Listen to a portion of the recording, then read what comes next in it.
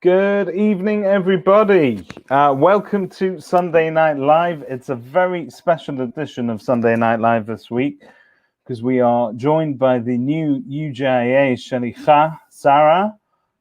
Welcome. We're going to talk to Sara in just a second, but I also want to give a warm welcome to everybody that has joined us tonight from other shuls as well. So normally our Sunday night broadcast is just for Shrubbery's members, but this week we're joined by the Whitefield Hebrew congregation, Heaton Park, and also Stenecourt. So we're joined by plenty of other organisations from North Manchester, and I'm sure they will all join me in a welcoming. Here you go. You got some people saying hello to you already, Sara. See, there's Cindy. Hi. And Stephen, thanks for welcoming us. And Sharon, good evening, everybody. Sara, welcome to Manchester. Tell us, how long have you been here for? Thank you. 1 month. Today is 1 month. It's very odd and weird time to be arrived to a new country, but I'm feeling like the community is very welcoming, as I can see in the comments too. So it's really nice. Chava says she doesn't recognize me with the mustache. So Chava, thank you for reminding me. This month, the entire month is Movember, and anybody wants to donate, the link is now in the chat. It's just over there. Every penny goes to help saving somebody's life somewhere, I promise. So Sara, you arrived in Manchester at basically the height of a pandemic. So you've been in quarantine for a couple of weeks, and you've not really managed to see that much of Manchester so far. But you're certainly getting a warm welcome here. There's plenty of people saying hello. Good evening to Michelle, to Esther, and Stephen, and Kate again. Here you go. So Sara, how are you coping with the weather? It's a little bit more cold and wet than you expected, right? Or did they warn you? No, I actually really like it. It's like, I feel it's like air conditioner all the time. It's really refreshing. That's really what I'm saying. It's a really positive way to look at it. So Sara, you join us and you're sharing with us a very special occasion, something that we don't really know that much about here in Manchester. But today is a celebration of the festival of Sigd, which is an Ethiopian Jewish festival particularly. So tell us a little bit about it. What's the background to it? The background is coming from the book of Nehemiah, which they tell about Nehemiah gathering all the people after Babylon exile and just like do the covenant between God and the people and the Torah. Yeah. So what happened that Ethiopian Jewish took this event and just start to celebrate it in Ethiopia. It celebrates on 29 of Cheshvan, in the second month of the Jewish calendar. It's 50 days after Yom Kippur. It's day of praying, of fast, just rethinking, doing cheshbon nefesh as a community, and just praying to come back to Israel, to the promised land. So we're going to talk about coming back to Israel and that prayer coming true in a second. But first, we've got a question here from Dr. Adam Shoga. Good evening, Doctor. How do you say shalom in Amharic? Salam. Salam. There we go. So hang on. Teach Dr. Shoga. I think you taught me this earlier, to say sort of mazal tov in Amharic. Chag sameach. Chag sameach on this very special day is melkam bal. You're right. Oh, you do? Yeah, Malcolm, very good. Okay, perfect. Good evening, Ian. Good evening, everybody. Right.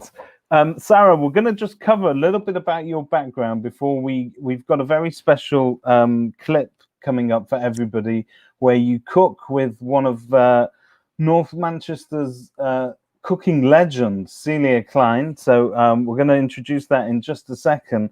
But Sara, we're going to just cover a little bit of ground. If you don't mind me saying, so you're Sara Baruch, you're 27 years old. You've arrived here in wet and rainy, cold Manchester from the sunny shores of Netanya in Israel. And you are here as the new UJIA Shalicha, which is, I'm sure, is going to be exciting. But obviously, you're arriving at the time where it's very difficult to get out and meet everybody. So we thought this was the best way to sort of introduce you to everybody else. So tell us just a little bit about, you know, the focus of where you think your UJIA journey is going to take you in terms of programs you'll be running in Manchester soon. Well, okay. So right now, yeah, I'm very, very excited to be here. Even though it's COVID and I can't really meet everyone, but I'm still getting love and I'm still trying to know everybody in social media and whatever. My main focus right now is working in schools because I can go to schools. My IBBM project that I'm really, really excited is a Bar and Bar Mitzvah Israel project. Israel tour. I hope that you will be able to go and just experience Israel with the children. With the youths. But if not, we are trying to update as much as we can with the COVID and do activities online and try to keep them engaged as much as we can. So yeah, this is basically right now. I'm just fresh new, so I'm starting to learn everything. We'll take it easy on you. So I'll tell you what we're going to do. We will come back to you very shortly, but I want to see the rest of your cookery show with Celia Clyne. So without further ado, I'm going to put this up here. And guys, if you want any of the recipe or any of the ingredients, I'm going to post a link to that in the chat as well, so you'll see it.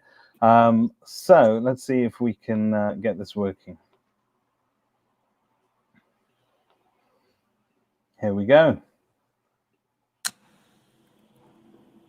Hi everyone, I'm Sara, UJIA Manchester Shalicha.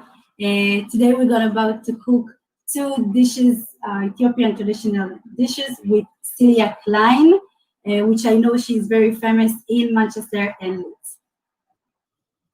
Hi, Sarah. I'm so excited to be cooking with you today. How are you doing? Me too, Celia. I'm good. How are you? Yes, I'm great. I'm a little bit nervous because usually I know what I'm cooking and how to make it. This is completely new and first try for me. So excited about it. Never done Ethiopian cooking before. Okay, so we're about to do it today, but I'm excited too, and I'm more excited to teach you how to cook because I know you are very famous in Manchester. So let's start. We'll start with the first dish, okay? You can ask me a question while we're cooking it. Yeah, I'll ask you loads of questions, don't worry. Okay, no problem. So first of all, we're gonna boil the oil. You can use olive oil or any kind of olive that you want. Sarah, we're doing the potato stew first, yeah? Yes, we're doing the potato stew first. Yeah. What's the name of that in Ethiopian? I couldn't pronounce it. Okay, I will say it. So it's called dinich alicha what? Dinich, it means potatoes. Alicha, it means not spicy. And what is the sauce? So it's called dinich alicha what or dinich what. You can call it the way you like it, the more easy for you. Do you want to try and say it? Right. So I have measured out all the ingredients that you sent me. I've got them all ready. So we're going to heating the oil. We're going to heat the pot. We're going to start with the onion. Okay? Yeah. Stir it a little bit. This will make it nice and sweet. It'll soften it and make it nice and sweet. Yeah, exactly. While it starts to boil, we will add the carrots. Okay, so you can add it. I've just done it in slices. That's correct, yeah? Yeah, you can cut it the way you like it. Slices, strip, or any kind of you like it. I like it just like around, like a little bit. How do you say igul? Like, yeah. Okay. Okay. You're going to keep this moving around, are we? Yeah, we can move it around. It's going to be like 5 minutes. We don't really have time to do it for 5 minutes. So what we're going to do is just continue to do it. We're going to wait in normal time, 5 minutes. Then we're going to add half a cup of water. Okay. So after that, after we put the onion and the carrots, we're going to add some spice. Okay. You can use whatever spice do you want. I put black pepper, turmeric. Turmeric is really important, and salt. So 1 teaspoon of everyone. Yeah, just add it. And measured it out as for your recipe. Yes. Okay. Yeah, if you like more spicy, you can use chili powder or chili, really chili, and just like add it before when you put the onion. I've got some chili flakes. How much would you use about? Chili? Yeah. What do you think? About I will put like half teaspoon because it's spicy. Okay. But it depends how much do you like spicy. I'll do a bit less. Okay. Okay, so we make it boil. We add the spice. Okay. And then next thing we're going to do is to add the, sorry, my mistake, the cabbage. We're going to add the cabbage. I sliced it into pieces. Is that right? Yes, that's fine. That's fine. Yeah. What's beautiful about the Ethiopian food that you can do it the way you like it. There is no right recipe. Even when I call my mom to ask her about it, she's like, you can use this one, you can use this one, you can add more flavor, or you can add more salt, whatever you want. So this is one thing about it. And I like recipes like that. You can adapt them to suit your own taste. It's great. And you can't do anything wrong then. Yeah, you can't really go wrong with it. I was going to ask you when we would normally serve this meal. Normally during the week. It's really easy recipe to make. My mom mostly cook it when around Tisha B'Av because it's not allowed to eat meat. So we these two. With injera, I eat it with rice. You can eat it with rice or bread, or even just put it inside pita and eat it. So it's really easy recipe and good one. So, see, right now we're gonna add the potatoes.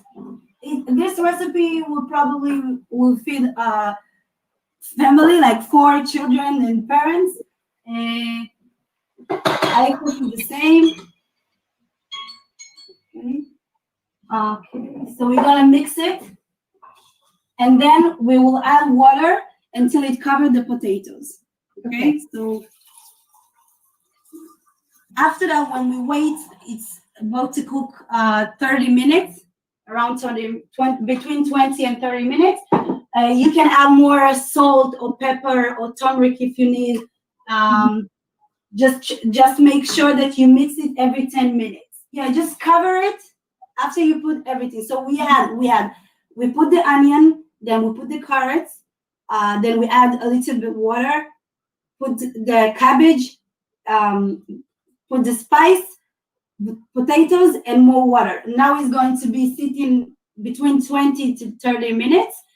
Every 10 minutes, make sure you mix it, and if you need to add more salt, pepper, or whatever spice you like, you can add it.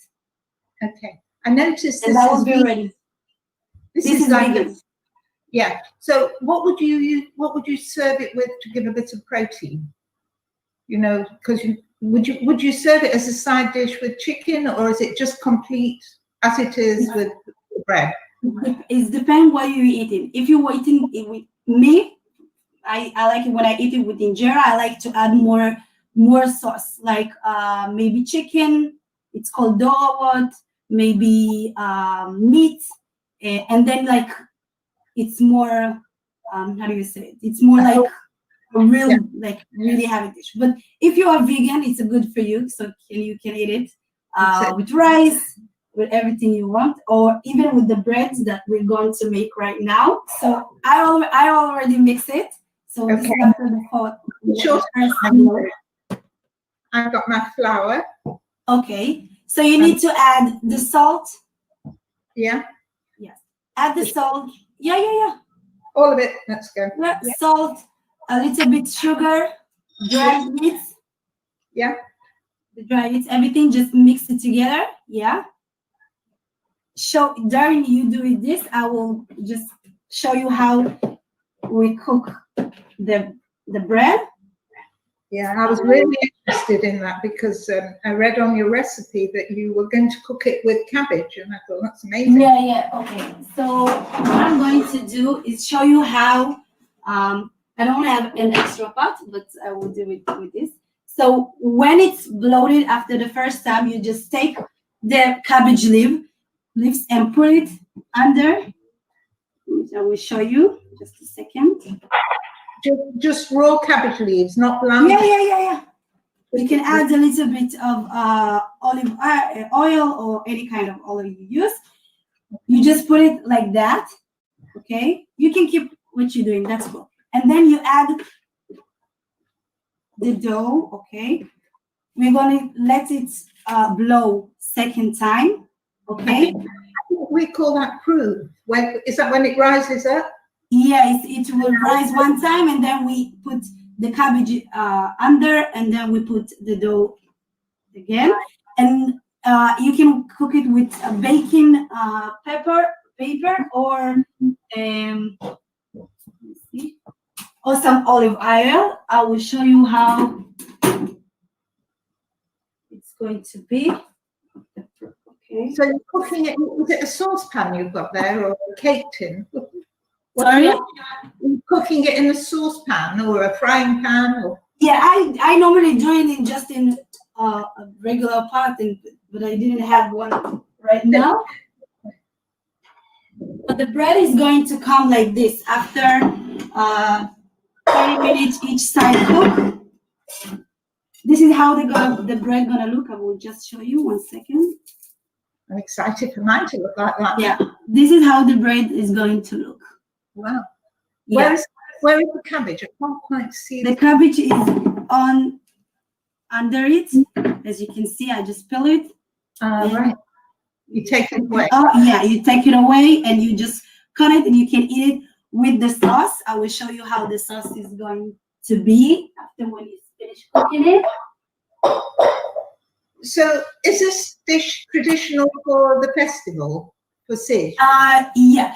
The dabo is really common things that we eat every Friday, every Saturday, and every kind of event that we have. It's like an offer for God. It's like the challah that we eat on Friday. This is how the stew is going to come out. You can see. Yeah. So it's quite thick, isn't it? Yes. And then you just like grab a little bread. You can take this one and eat it. You're a stage ahead of me. No, but you can show us how it came to you. Like send me a picture. Well, I hadn't heard of this festival before we all spoke with UJIA, and it really goes back thousands and thousands of years, doesn't it? And I read somewhere that now Israel has adopted it as a national holiday as well. Yes. Yeah, amazing. Yes, in 2008 they start to say like it's going to be a national day, and we have a celebration all over the high schools and studies, and you have day off, and we go to Jerusalem to the Western Wall or Armon Nativ neighborhood, and then we just pray there, dance, have a lot of events. Yeah, it's quite nice that we celebrate it in Israel too, because I know my parents used to celebrate it in Ethiopia. So it looked very colorful. I saw a photo with loads of colors, umbrellas, and everybody looked so happy. You know? Yeah, the ones who have the umbrellas and the rope, the colorful rope, the kesim, they are spiritual leader, like the rabbi. So they pray and they lecture the people about the Torah and they try to bring us more to be religion and to keep the mitzvot. And yeah, that's it. Wow, it's amazing. We've not heard of it. This is doing nicely, by the way. Nice stew. 2 minutes. So now we'll all have to celebrate with you, won't we? Now we know what it is. Absolutely. And we're going to celebrate in Manchester this year, Sigd holiday. Yeah, I'm very excited and happy to do it and share my knowledge with the community. Yeah, that's so nice. I think is it the 15th of November? It's on the 15th and 16th of November, right? All right, lovely. Look forward to celebrating. I know what to cook. So my dough is looking fine. So I'm going to rest that now, yeah? Yeah. I'll put that back in the bowl to rest. Do you cover yours when you do that? Yes. Mm-hmm. Okay, so I will leave that, maybe a bit of cling film on top of it and come back to it soon. Thank you for doing that for me. I really appreciate it.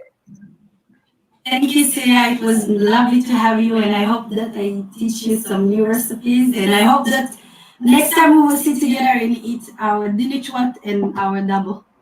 Yeah, I invite you to come and eat with me, and hopefully in our new deli. That would be amazing if we come there. We'll cook it together and eat it together in better times. Take care. Enjoy the festival.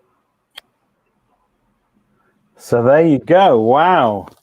What a celeb. You're just off the plane from Israel, and already you're cooking with Celia Clyne, who mentioned there that she's opening a new deli soon. So she's invited you to come and cook with us. So we're all looking forward to that, Sara.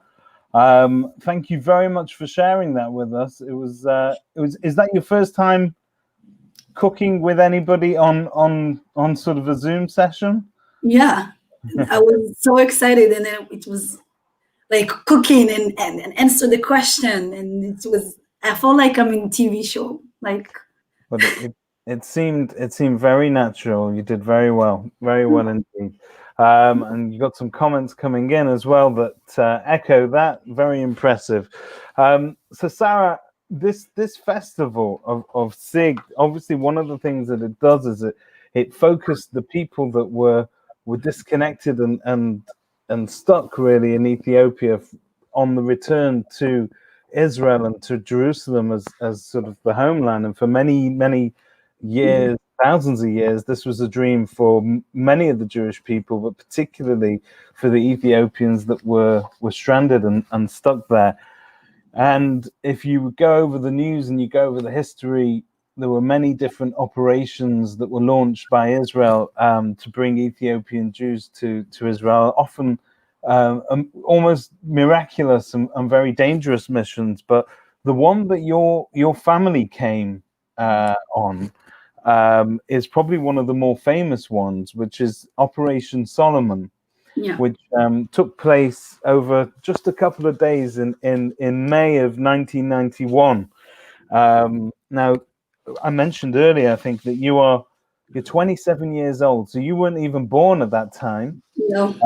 But your mum, and was it three of your brothers? Three of my brothers and one sister. Yeah, 4 children.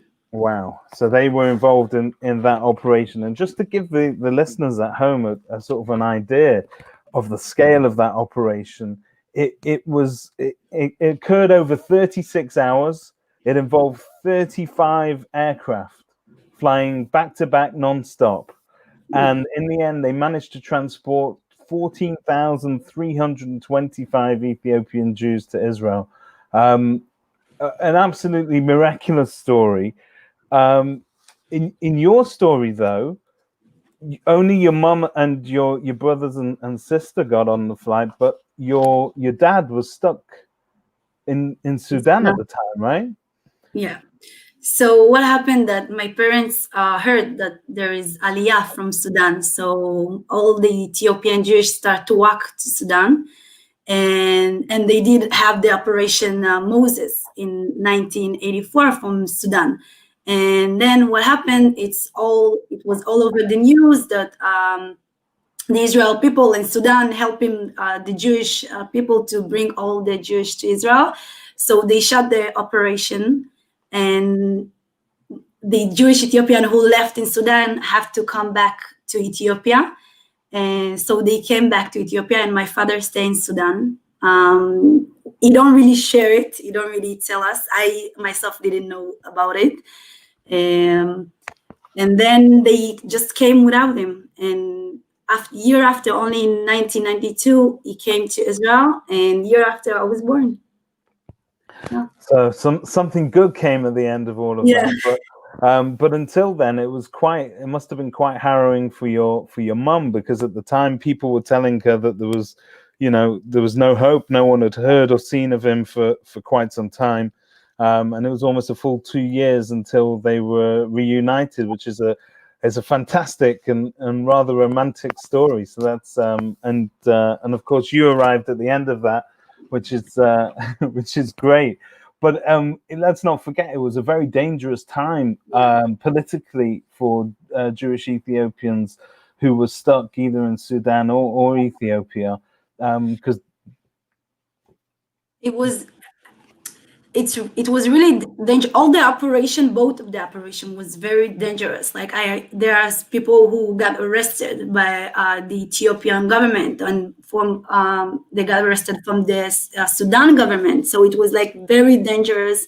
But they did, like, they always think it's important. Even if we will die, we will reach to Israel. So I think this is the lesson of all of this. So it's just like they had faith in God, they had faith in himself, and they had faith that they want to come to Israel, and no matter what, so they did it, and eventually this is what happened. So I was born in Israel, so I don't think that my grandfathers ever thought about it. Like, we had children, like grandson, family in Israel, so it must be it's a dream come true for them, I'm sure. Yeah. And at the time, I mean, we'd see these wonderful photos of the people that they managed to rescue, all crammed into these aeroplanes. I mean, at the time, I think the world record was set for the number of people that were transported in an aeroplane was 1,088 people crammed into a 747 without any. They flew without any seats, right? They were all sat on the floor for all this time. Yeah, so they had to because they had so many people to bring in such a short time. So they just like clear all the chairs, only what necessary was there, and just like people stuck in the planes. So it was like, but I remember that I saw video that even though they were like stuck with each other and thousands of people in the plane, they still smile and singing, because it's like really dream come true. So it was hard. There were a lot of people who died on the way, and so many people didn't came to Israel and didn't see the country, and we lost them. Yeah. But still, like, I think it's just like no words. I think I don't really have words. It's a true miracle, Yeah. So tell us a little bit more about Sigd then, because obviously that celebrates. So I think now that you're back in Israel, you can celebrate it the way that it was meant to be celebrated in Jerusalem again. But tell us how it was maybe before they came to Israel, how it was celebrated then, and how it changed and it differs today. Okay, so in Ethiopia, they will go to center village. So everybody who live far from the center village will walk to a journey to come. It will take them even days to arrive to a center village. The day before the Sigd, like in the evening before, like today, they will prepare the food for after the fast, meats and injera and the bread that we saw in the video. They will wake up in the morning, go into the river and take a bath, dress all white to be pure for God, and then they will walk they start to climb to the mountain, and it symbolizes Moses, the Sinai mountain of Sinai. Yeah. It's the symbolize of that, and they will like singing and praying.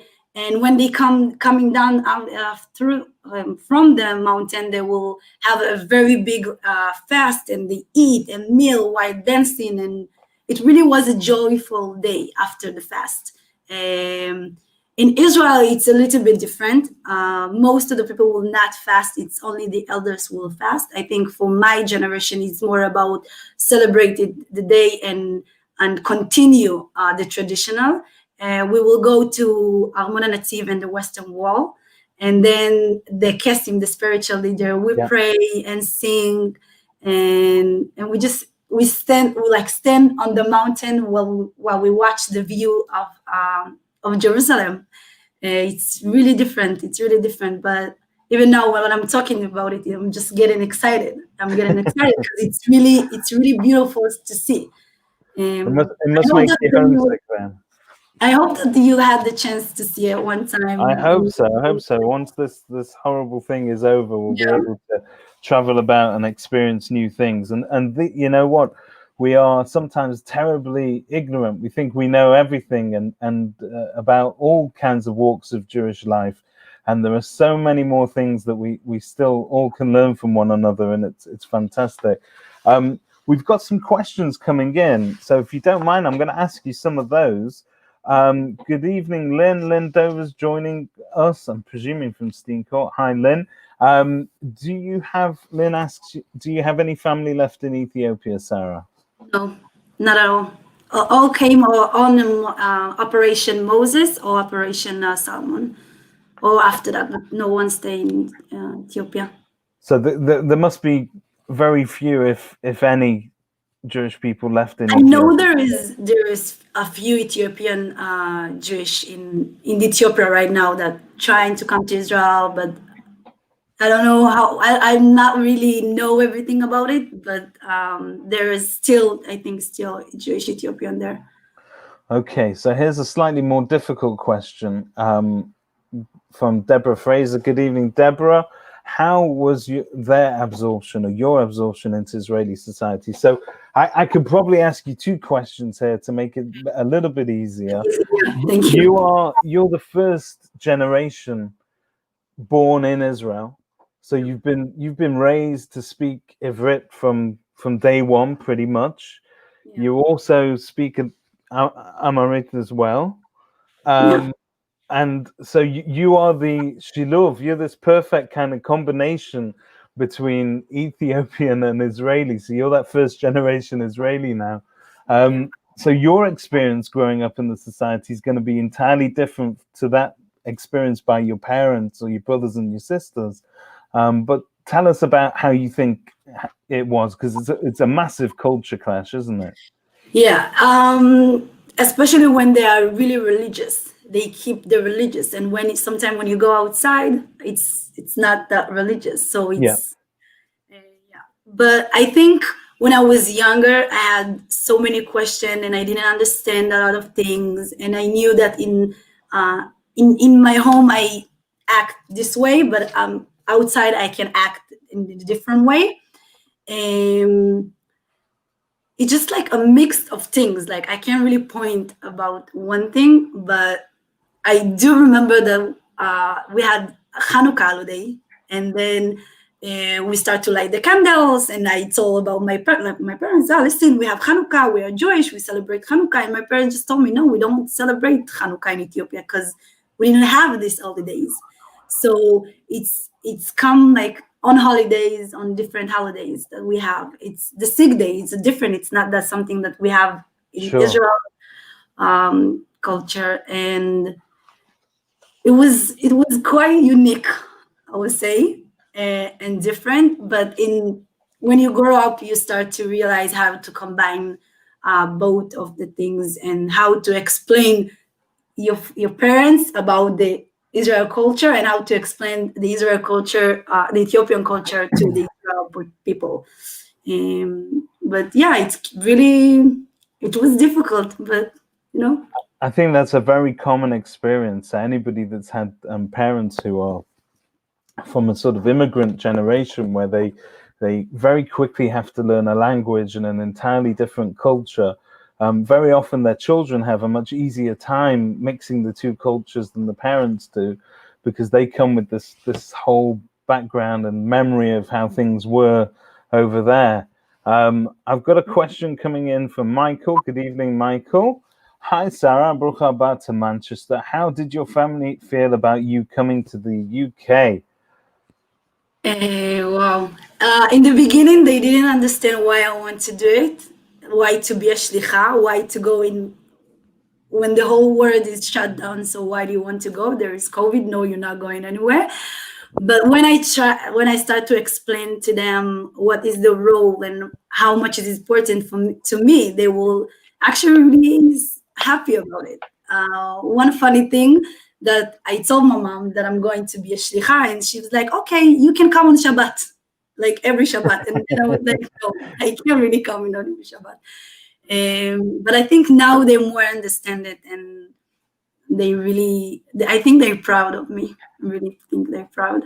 Well, they should be, and we're very grateful to you risking everything to come over here. And I know you're going to be doing a lot of work, sort of introducing what the UJIA are doing, and it's been so very difficult for charity organizations, but also, you know, organizations with an Israel focus, like the UJIA. I've got Clive has asked a question over here, and his question's a little bit more difficult, a bit more serious. Good evening, Clive. Is there any discrimination against Ethiopians in Israel? Did you feel any sort of discrimination growing up?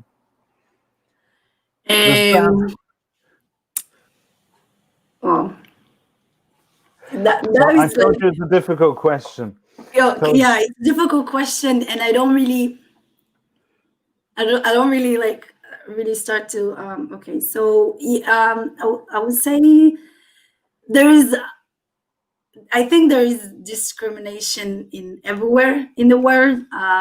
Sometimes it's happening in Israel, sometimes all over the world. So I think when people don't know about other people, other culture, it's more difficult to accept it. So I think that's probably the right way to answer it, because you know we grow up here in the diaspora in England, and we're very Zionistic. So everything that we focus on is all about Israel, and we expect when we get out there for it to be one harmonious utopia where everybody gets on and everybody likes each other. But unfortunately, as much as we all do get on, there are definite differences, and just like you have in every society, you have a bit of discrimination, people that don't understand each other because they come from different cultures, people who look different.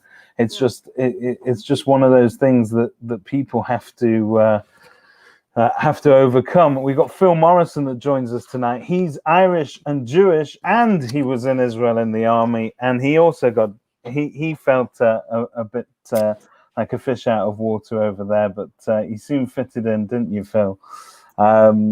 So now that you're back in Manchester, is there anything that we can tell you about Manchester that you want to know? Have they told you that this is a very important holy city of football? Yeah, my brother told me about it. It was like, oh, Manchester is like Manchester United. I'm like, I don't know, I think so. I need to start looking football right now. So yeah, I heard you have to make sure you pick the right team. I think the right team is Manchester United, but I know a lot of people these days would disagree with me. A lot of people indeed. So going back to Sigd, how long does the festival last for? Is it just for 2 days? So today would be a fast day, right? No, the fast will start from tomorrow morning. Right. But it ends around like 2:00, something like that. So after they finish to pray, they will cut the bread and give it to the peoples, and then we'll start to eat. I don't really know how it's going to be this year because of the COVID. I think it will be very different, but like the last year. Yeah, what was the question? So it's a 2-day event. So it starts. So it has this fast, and it ends with this sort of celebration, this feast. Celebration.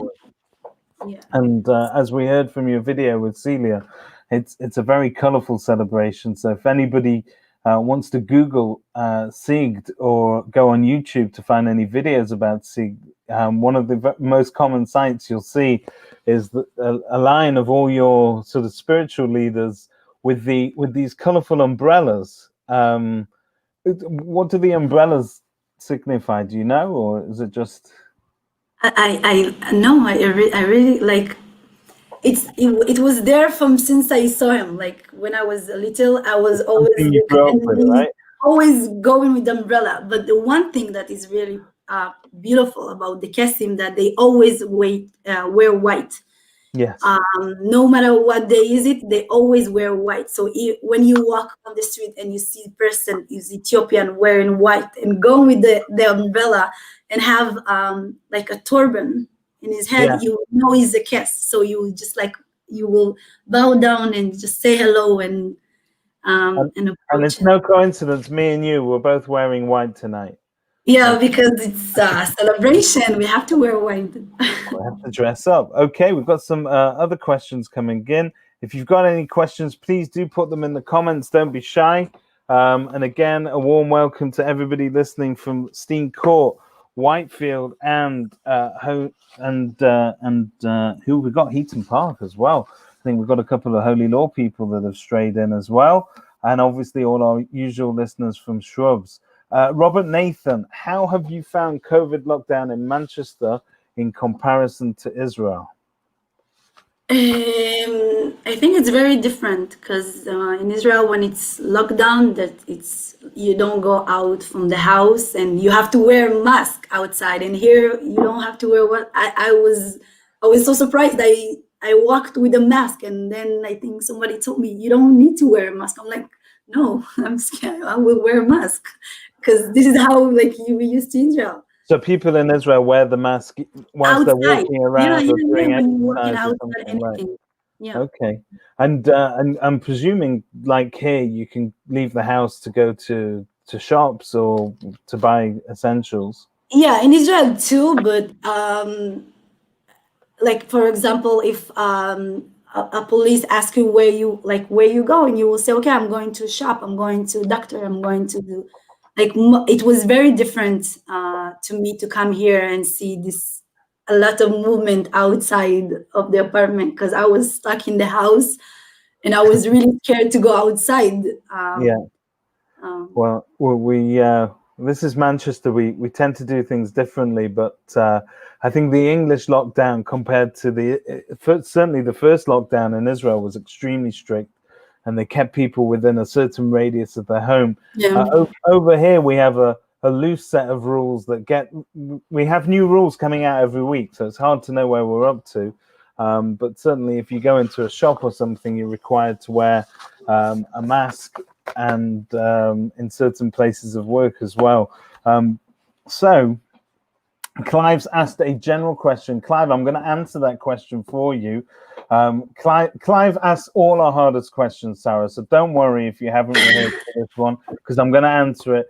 Clive, we've got the UJIA are going to be joining us again on another Sunday night, and they're going to be talking a little bit more in depth about their plans in the UK over the next few years, particularly to try and sort of plan something which is a bit more COVID friendly, because I'm presuming there's only so much you can do virtually via video and Zoom, and really your skill set, Sarah, must be to sort of get into the schools and see the kids sort of face to face. Will you be working? You mentioned the trips that they normally do to Israel for the youth.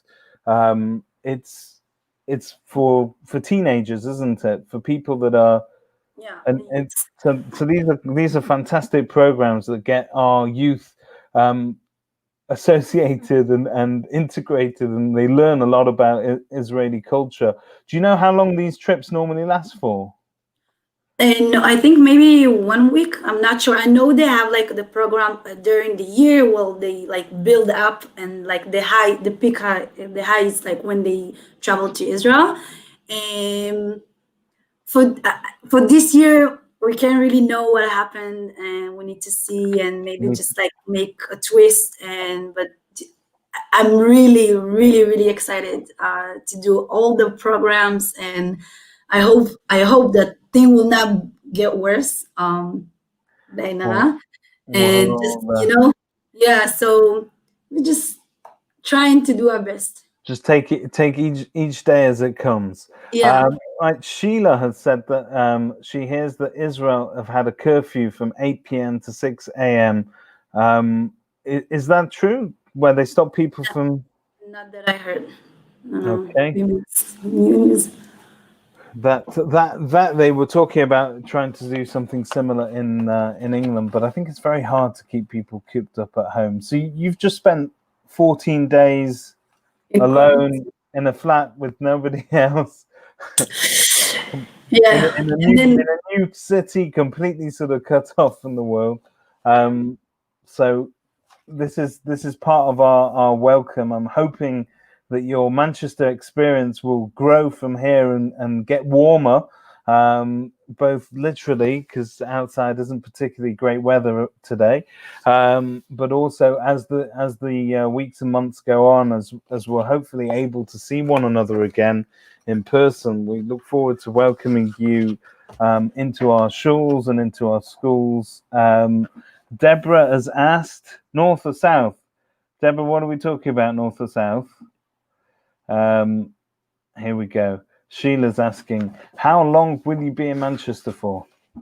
I hope for 2 years, but we'll see. Okay. I hope it will be for 2 years. Well, we hope so too. I'm sure there's many exciting things to come, and we look forward to welcoming you back on our Sunday night show and back into our shuls and our schools sometime soon, so that you can explain to us what the UJIA has planned. Deborah's got some great questions. Sorry, I'm going to throw some last questions in, and then I'm going to let you go, I promise. But Deborah's asking, where do you live? Do you have surrogate parents here? So do you have people looking after you? Ben, I'm in support Babel with Ben and Abigail Shapiro. Oh, wow. Yes. Okay. For right now, I'm okay, but you can link me on Facebook. Oh, can I say something? Sure. If you make the recipe and cook the dishes, I would like you to post it on Facebook, Instagram, and just tag UJIA or Sara Baruch Shalicha on Facebook. Jaffe, the Jewish agency, that would be nice, and Celia Clyne, that would be really nice to see the result. Okay, well, Sara, thank you very much for joining us tonight. Thank you for being so brave and introducing yourself in this medium and teaching us how to cook some fantastic dishes.